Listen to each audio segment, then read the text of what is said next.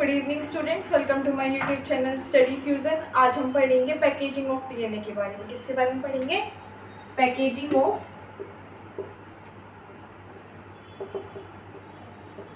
DNA. आपको पता है एक सेल में कितना डीएनए होता है?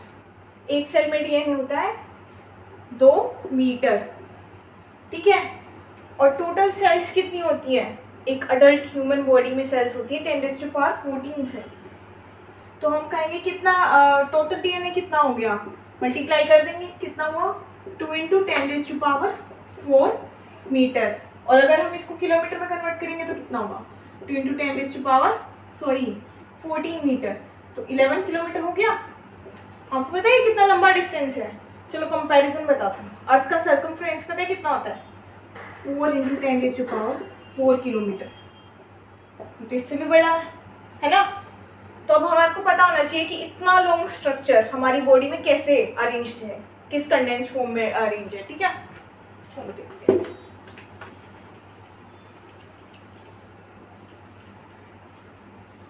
जब पैकेजिंग ऑफ डीएनए की बात आती है ना, तो सबसे इंपॉर्टेंट होती है उसमें प्रोटीन्स।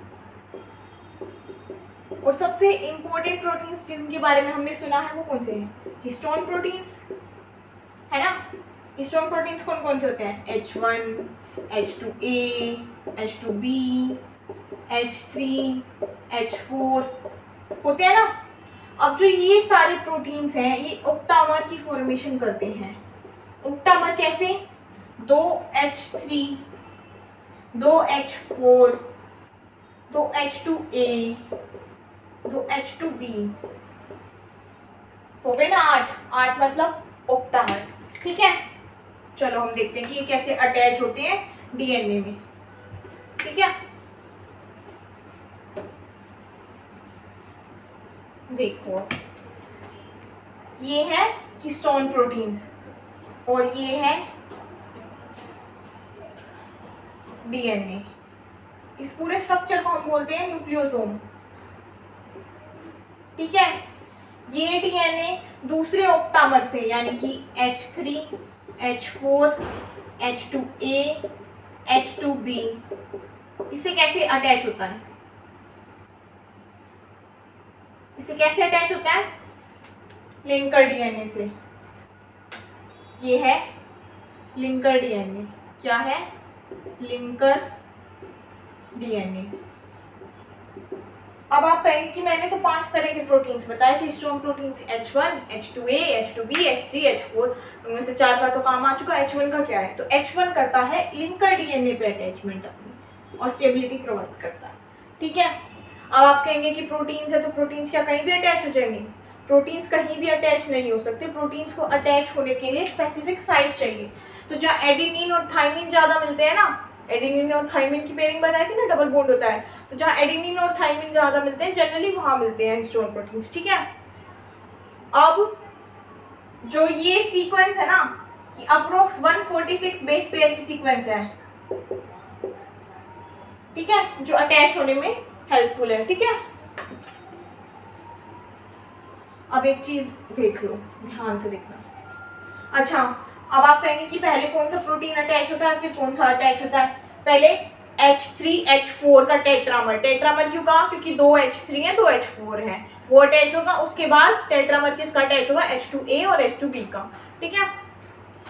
अच्छा, मुझे एक बात बताओ, हमारे को बचपन से क्या बताया गया कि जो इन्फॉर्मेशन है, जेनेटिक इन्फॉर्मेशन है, वो डीएनए की फॉर्म में स्टोर होती है, पेरेंट्स से ऑफस्प्रिंग में ट्रांसफर होती है। तो क्या ऐसी कोई इन्फॉर्मेशन है जो डीएनए में कोड नहीं होती है? उसको हम क्या बोलते हैं? Epigenetic information. Epigenetic information. अब डीएनए में स्टोर नहीं होती, डीएनए में कोड नहीं होती, तो कहाँ होती है? हिस्टोन प्रोटीन्स में। कहाँ होती है? हिस्टोन प्रोटीन्स में, ठीक है। और एपिजेनेटिक इंफॉर्मेशन कौन सी इंफॉर्मेशन है? Epigenetic information is the information which is transferred from parent generation to offspring but not encoded in DNA, ठीक है। एक होती है हिस्टोन शेफ्रॉन्स, हिस्टोन शेफ्रॉन्स, ठीक है। हिस्टोन चैपरॉन्स है जैसे कि HIRA, ये क्या करते हैं, स्टेबिलिटी, अटैचमेंट ऑफ हिस्टोन्स, इसमें हेल्प करते हैं। ठीक है, क्या करते हैं हिस्टोन चैपरॉन्स, हिस्टोन को स्टेबिलिटी प्रोवाइड करते हैं, उसके अटैचमेंट में हेल्प करते हैं। ठीक है,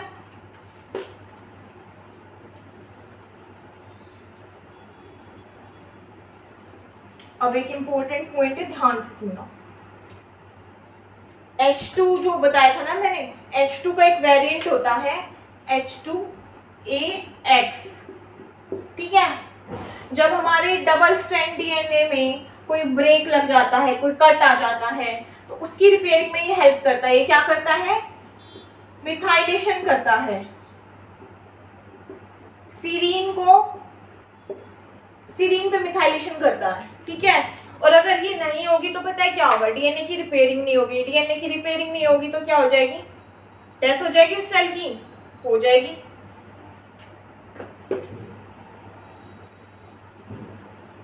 क्या हिस्टोन प्रोटीन्स के अलावा प्रोटीन्स होते हैं जो डीएनए की स्टेबिलिटी में या फिर उसकी पैकेजिंग में हेल्प करते हैं? बिल्कुल होते हैं। प्रोटीन्स का नाम सुन लो। एक तो होती है टोपोआइसोमर, टोपोआइसोमरेज। टोपोआइसोमरेज के बारे में मैं इससे पिछली वीडियो में बता चुकी हूँ, है ना। एक होते हैं स्ट्रक्चर मेंटेनिंग प्रोटीन। ठीक है, स्ट्रक्चर मेंटेनिंग प्रोटीन में पता है कौन कौन से आते हैं? कोहेसिन आता है, कंडेंसिन आता है। कंडेंसिन तो नाम से ही पता चल रहा है कि क्रोमोसोम की कंडेंसेशन में मदद करेगा, है ना। कोहेसिन का क्या काम है? कोहेसिन करता है सिस्टर क्रोमैटिड्स के अटैचमेंट में हेल्प। किसमें हेल्प करता है? सिस्टर क्रोमैटिड्स के अटैचमेंट में हेल्प करता है। तो हमने डीएनए में क्या क्या पढ़ा? हिस्टोन प्रोटीन्स पढ़े, H1, H2A, H2B, H3, H4 पढ़े। न्यूक्लियोसोम क्या होता है, एप्टोमर क्या होता है, ये पढ़ा। फिर हमने देखा कि एक सेल में कितना डीएनए होता है, 2 मीटर। टोटल कितना डीएनए होता है, 2 × 10⁻11 किलोमीटर। फिर हमने देखा कि और कौन से प्रोटीन्स हैं, टोपोआइसोमरेज हैं, और कौन से हैं स्ट्रक्चर मेंटेनिंग प्रोटीन्स है, जिसमें कौन कौन से आते हैं? कोहेसिन आता है, कंडेंसिन आता है। आज के लिए इतना ही, मिलते हैं नेक्स्ट क्लास में। Bye bye.